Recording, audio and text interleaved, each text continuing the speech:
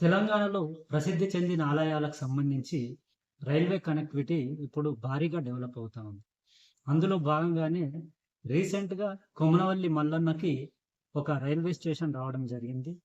అలాగే వేములవాడ, యాదాద్రి, అలాగే భద్రాద్రి వీటికి గూడా రైల్వే కనెక్టివిటీ ఇప్పుడు రాబోతా ఉంది.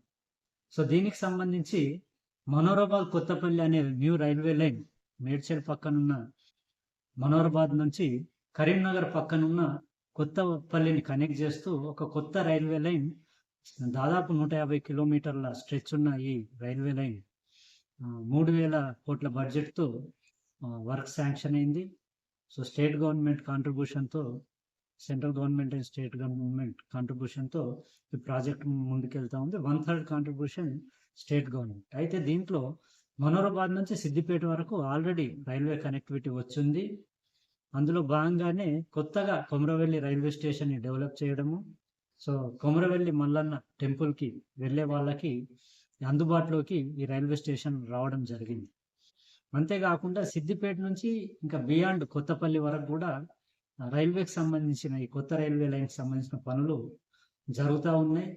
రాబోయే 2 సంవత్సరాల కాల వ్యవధిలో పూర్తిగా కొత్తపల్లి వరకు రైల్వే కనెక్టివిటీ వస్తుంది. అందులో భాగంగా వేములవాడ అనే రైల్వే స్టేషన్ కూడా అభివృద్ధి అవుతుంది. సో వేములవాడ టెంపుల్ కూడా మొట్టమొదటిసారిగా రైల్వే కనెక్టివిటీ రాబోతా ఉంది.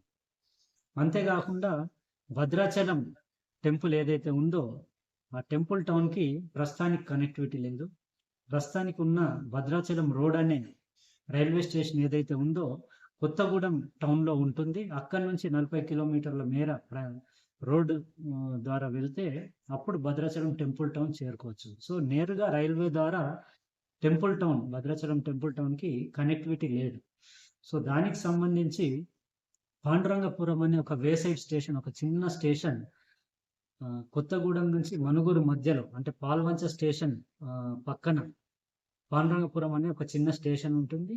ఆ స్టేషన్ నుంచి పాండురంగపురం టు మల్కాన్గిరి అనే ఒక కొత్త రైల్వే లైన్ రాబోతా ఉంది.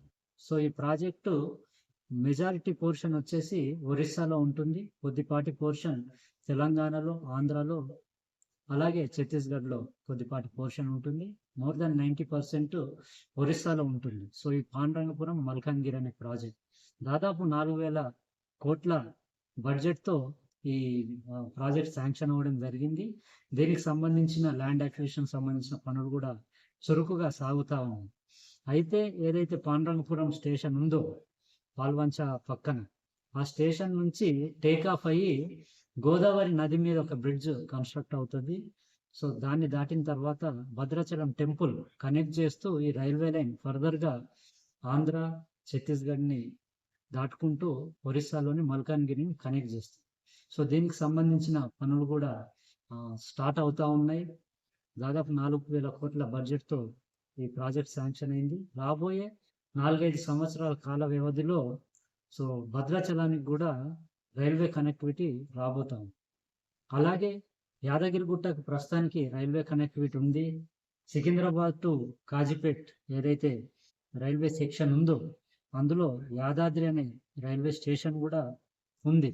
అయితే ఇప్పుడు ఆ యాదాద్రికి సిటీలో ఉన్న సబర్బన్ రైల్వే సిస్టమ్, అదే ఎంఎంటిఎస్ ఏదైతే ఉందో గట్కేసర్ వరకు నిర్మించడం జరిగింది. గట్కేసర్ నుంచి యాదగిరిగుట్ట వరకు ఎంఎంటిఎస్ ఫేజ్ 2 ఎక్స్టెన్షన్ అనే ప్రాజెక్ట్ శాంక్షన్ అయింది 400 కోట్లకు పైగా బడ్జెట్. సో దానికి సంబంధించి ల్యాండ్ అక్విజిషన్ పనులు కూడా జరుగుతూ ఉన్నాయి. అవైలబుల్ ల్యాండ్లో ఆల్రెడీ పనులు కూడా ప్రారంభమయ్యాయి. So Ghatkesar to Yadadri MMTS extension ఏదైతే ఉందో 2 లైన్లకి ఇంకో అదనంగా 3వ లైన్ రాబోతా ఉంది.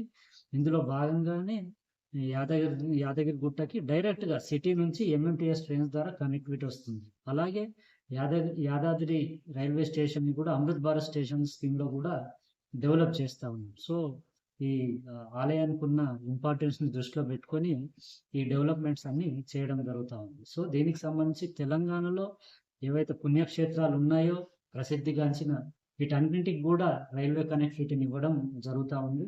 సో ఈ ప్రాజెక్టులన్నీ కూడా రాబోయే 2, 3 నుంచి 4 సంవత్సరాల కాల వ్యవధిలో ఈ అన్ని టెంపుల్ టౌన్స్ కూడా కనెక్టివిటీ, రైల్వే కనెక్టివిటీ రాబోతా ఉంది.